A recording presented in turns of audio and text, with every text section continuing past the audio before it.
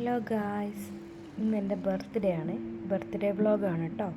Birthday ആണെന്ന് പറഞ്ഞാലും പ്രത്യേകിച്ചൊന്നും ചെയ്തിട്ടില്ല. എന്നത്തെയും പോലെ രാവിലെ എഴുന്നേറ്റു, വീട്ടിലെ കൊച്ചു കൊച്ചു പണികളൊക്കെ ചെയ്തു. പിന്നെ ഇന്ന് എന്ത് സ്പെഷ്യലായിട്ട് ചെയ്യുമെന്ന് ആലോചിച്ചപ്പോഴാണ് ഈ ടേബിളിൻ്റെ കാര്യം ഓർമ്മ വന്നത്. അങ്ങനെ എക്സാം തുടങ്ങിയതിന് ശേഷം ഈ ടേബിളിൻ്റെ അവസ്ഥ ഇത് തന്നെയാണ്. എക്സാം തുടങ്ങിയാൽ പിന്നെ അതും ഇതുമൊക്കെ വാരി വലിച്ചിടും. പിന്നെ അതെല്ലാം ഒന്ന് അടുക്കിപ്പറക്കി വെക്കണമെങ്കിൽ എക്സാം കഴിയണം. ഇങ്ങനെ വാരി വലിച്ചിട്ടാലാണ് കേട്ടോ എനിക്ക് പഠിക്കാൻ പറ്റുക. പഠിക്കുകയൊന്നുമല്ലതാ, ഇതുപോലെ കുറേ പേപ്പറിൽ എഴുതി കൂട്ടും.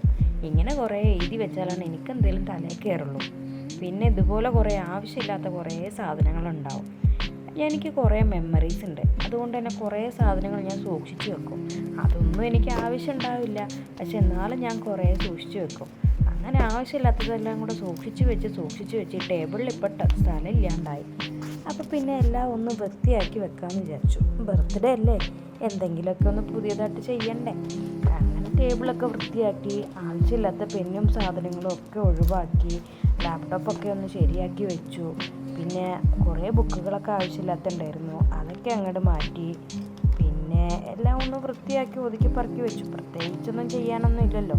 ഇനി അടുത്ത സെമ്മ് സ്റ്റാർട്ട് ചെയ്യുമ്പോഴത്തേക്കും അടുത്ത യുദ്ധം തുടങ്ങാനുള്ളതല്ലേ. ഇതെൻ്റെ ഫേവററ്റ് ആളാണ് കേട്ടോ. എപ്പോൾ ജനൽ തുറന്നിട്ടാലും ഇടയ്ക്കൊന്ന് വന്ന് തല കാണിച്ചിട്ട് പോയാൾ. ഇതും എനിക്കിഷ്ടമുള്ളൊരു പരിപാടിയാണ് കേട്ടോ, ഈ മീനുകൾ ഇങ്ങനെ നോക്കിയിരിക്കാൻ.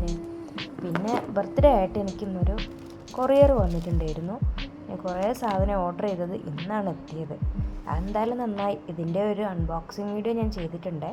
പിന്നെ ഞാൻ വിചാരിച്ചു ഒറ്റയ്ക്കൊന്ന് പുറത്തൊക്കെ പോയിട്ട് വരാമെന്ന്. ബർത്ത്ഡേ അല്ലേ. അപ്പോൾ ഞാൻ ഒരു ഫാൻസി കടയിൽ കയറി അത്യാവശ്യം കുറച്ച് സാധനങ്ങളൊക്കെ വാങ്ങി. പിന്നെ ടൗണിലൊക്കെ ഒന്ന് കറങ്ങി ഇഷ്ടപ്പെട്ട ഒരു ഫുഡ് കഴിക്കാമെന്ന് വെച്ചു. അങ്ങനെ ഒരു സ്നാക്സ് കഴിച്ചു. വീട്ടിലേക്കും വാങ്ങിട്ടോ ഒരു പാക്കറ്റ്. പിന്നെ എനിക്കിനുള്ള പണി ജേർണലിംഗ് ആണ്.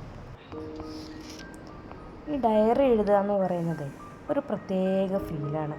കുറേ നാളുകൾക്ക് ശേഷം ഞാൻ ഇന്നാണ് ഡയറി എഴുതുന്നത്. ഈ ഡയറി എഴുതാൻ തുടങ്ങിയിട്ട് ഞാൻ ഒരുപാട് വർഷമായി.